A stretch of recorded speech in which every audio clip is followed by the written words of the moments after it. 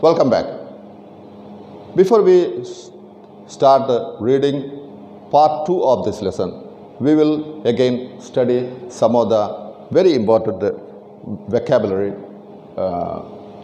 First word is pasture. Pasture means a grassland. Pasture is actually natural grassland where grass, there is a difference between pasture and meadow. Meadow, you are actually planting grass, but in pastures it's not like that. Grass growing place. Next word is creek. Creek is actually a stream of water. A stream of water. Resume. This is a very interesting word. Resume means restart, start again. Meaning you have been on some work, you stopped it, you had a break, you start the work again. Then we use the word resume. Enormous. Enormous means huge, grand. Next word is retreat. Retreat means, retreat has other meaning also. Retreat here means withdraw, go back. The army retreated. Next word is seize. Seize means grab, take hold of something. Some force also you are using for that. Next word is laughing. Laughing is roaming or idling. So after Bill has brought the packets of lunch from his home, packed by his wife, they wanted to sit somewhere and eat. So they went to a hilltop, the Wade's hilltop. The entire country was visible from the hilltop, with its pastures and creek slipped among trees, the meadows, the woods and everything. It was a very beautiful country, village. Sitting there, while eating, Bill was a very talkative man and he painted a picture in words of the people of the village. So Bill was very good at talking, and he was able to create all these people of his village came alive before the young lawyer. He talked about many people. He told about the minister's wife. She sang the loudest in the church when she was in debt. He also talked about the college boys who came to their village after studying in cities with fancy clothes, because they were in the city and they bought very new fashionable clothes and they wear and they come. He also talked about the lawyer's wife, who never succeeded in getting the lawyer to put on both a collar and a tie at the same day. So these were the descriptions that Bill Magnuson has made about the village people. So they stopped for the lunch. They stopped the hunt for or search for Oliver Ludkins for lunch. Now they are going to resume the hunt for Ludkins. After lunch, they came to the village and inquired. And they came to know that Ludkins had gone to his mother's farmhouse 3 miles to the north. 3 miles to the north.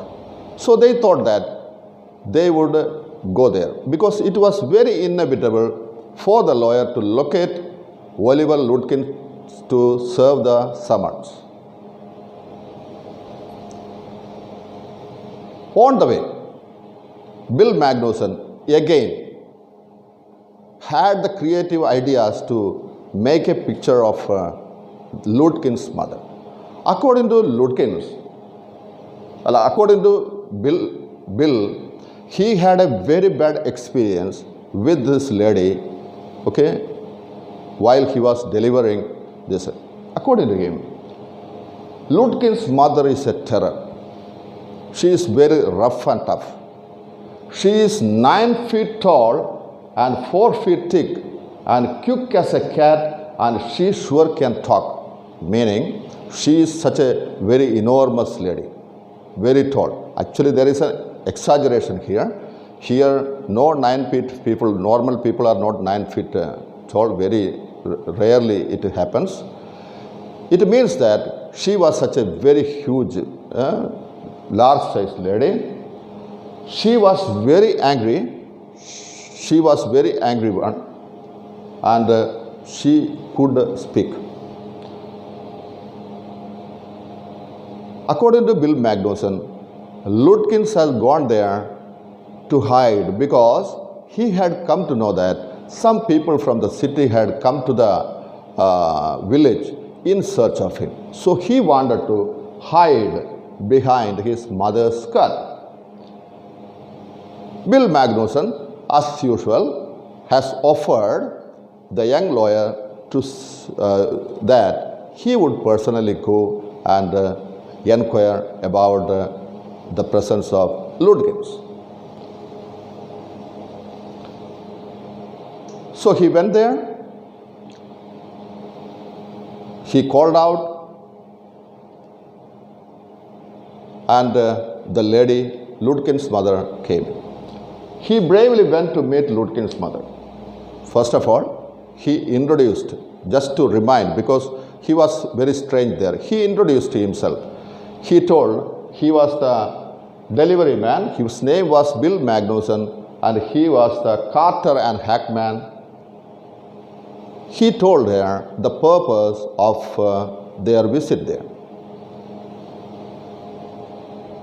They were in search of her son, Oliver Lutkins.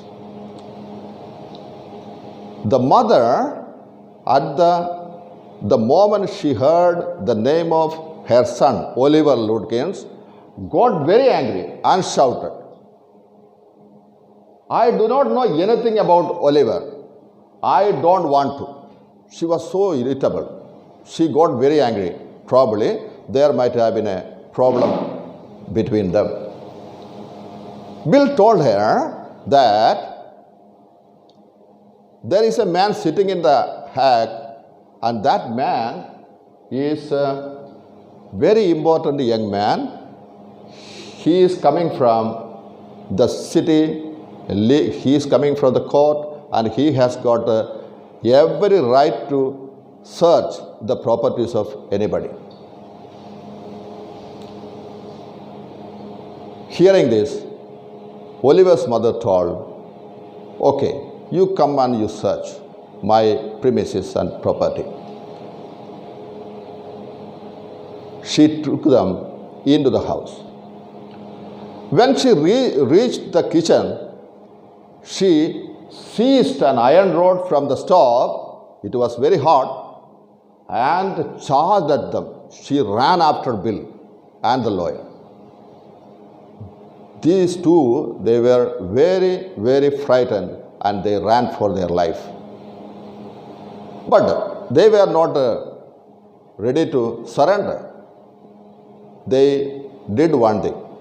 They went around the house in search of Oliver Lutkins, peering in all the windows, but they could not find. They examined the barns and stable, but Oliver Lutkins was not there. Finally, they decided that they would go back to the village because it was time for the lawyer to go back to catch his afternoon train. So the lawyer decided that he would go back, but he was so happy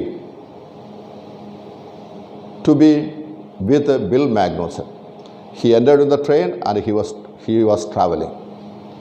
On the way, he thought that the time that he had spent with Bill Magnuson was the best time that he had for many, many years. He had no regret that he had not found Oliver Ludkins. He was in fact thinking about Bill. He considered that one time, he would leave his job in the magnificent law firm and leave that job and come to New Orleans and stay. He reached the city. He reported the matter at his office. The office people, they wanted Ludkins urgently. That is why this lawyer was sent to serve the summons. The case was coming up the next day, and Ludkins was very essential to be produced as a witness there. He found all of them very, very angry and very upset. The chief of the law firm was very angry and shouted at him and told him that his job was, he will be good at digging ditches. Our young lawyer felt very, very humiliated. But they were not going to leave this young lawyer, because this Ludkins was very, very important a person to be produced as a witness in the court. So, this man, young lawyer, was sent back to New Orleans with a companion who had worked with Ludkins for some time, and he knew him very much personally. He came back to New Orleans. The train stopped, and that enormous lady, Ludkins' mother, was talking and laughing with Bill Magnuson on the platform. The lawyer, to his companion, told, "There is a fine fellow, a real man. I spent the entire day with him." In reply, the companion told that it was Ludkins himself. When he served the summons, his mother and Bill laughed at him, ridiculed him. He felt as if he was a boy of 7. With loving kindness, they have invited him to have a cup of coffee in a neighbor's house, because that was the only house to where the young lawyer was never taken. Except them, everybody in the village saw this young lawyer the other day.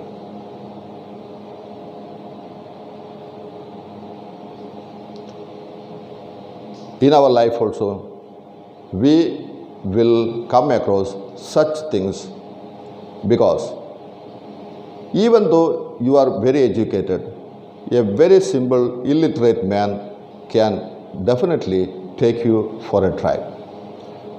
You have comprehension questions. How much did he pay for Bill's service? Why didn't he regret about it? How did Bill paint a picture in words of all the people in it? Describe Oliver's mother. What did Oliver's mother do in the kitchen? How did they search for Ludkins? What were his thoughts on the return to the city? What did he experience in the law firm? What did the lawyer see at the railway station? Why did Ludkins invite him for a cup of coffee? you have homework. Narrate an experience that made you realize that appearances are deceptive. Thank you.